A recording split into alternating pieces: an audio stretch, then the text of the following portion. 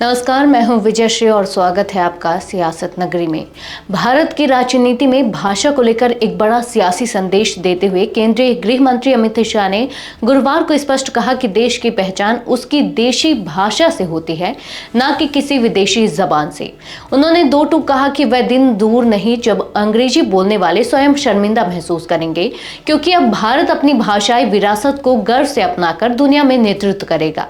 गृह मंत्री दिल्ली में आयोजित पूर्व IAS आशुतोष अग्निहोत्री की पुस्तक मैं बूंद स्वयं खुद सागर हूं के विमोचन समारोह में बोल रहे थे।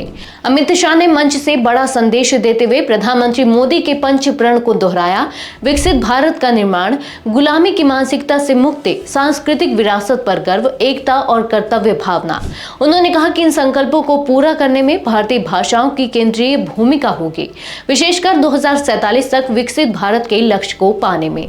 अमित शाह ने अंग्रेजी पर निर्भरता को केवल औपनिवेशिक सोच की जड़ बताया और कहा कि विदेशी भाषा से देश, संस्कृति, धर्म और इतिहास को सही मायनों में समझा नहीं जा सकता।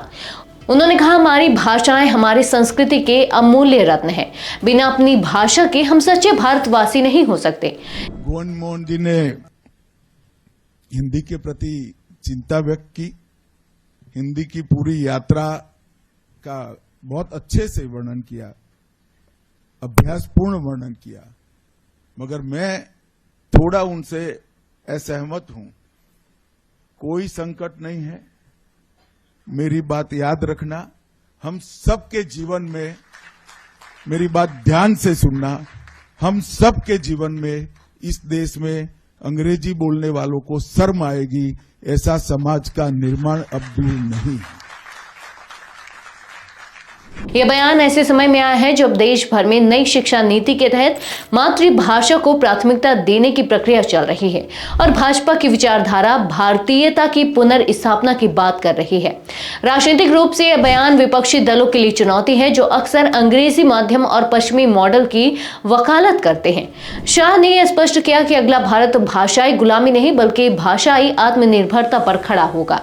इसके साथ ही उन्होंने प्रशासनिक अधिकारियों के प्रशिक्षण मॉडल पर भी सवाल खड़े किए। शाह ने कहा कि मौजूदा प्रशासनिक व्यवस्था ब्रिटिश औपनिवेशिक सोच पर आधारित है, जिसमें सहानुभूति की कोई जगह नहीं। उन्होंने जोर देते हुए कहा, कोई भी शासक यदि सहानुभूति के बिना शासन करता है तो वह जनता से कट जाएगा और शासन का मूल उद्देश्य अधूरा रह जाएगा। शाह का यह भाषण केवल भाषाई चेतना नहीं बल्कि एक सांस्कृतिक सियासी पुनर्जागरण की घोषणा माना जा रहा है। भाजपा के लिए यह एक नया राजनीतिक नैरेटिव बन सकता है, राष्ट्रवाद अपनी भाषा में। आज के लिए बस इतना ही।